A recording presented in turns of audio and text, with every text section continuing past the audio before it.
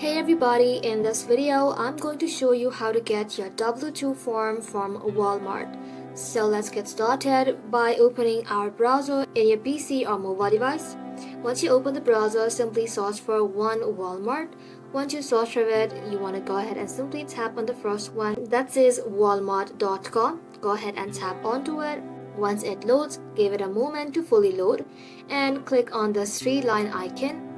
Then select Me option. So inside here, you want to go ahead and scroll below and click on W2 option. So on the next page, scroll below to find the W2 section right over here. And just like that, you can register or apply for a W2 form. It will show you the availability date. Paper's copy will be postmarked by January 31st. And if you sign up for electronic access, you'll be able to view your form once you sign in. And that's it, guys. You have successfully accessed your W2 form from Walmart.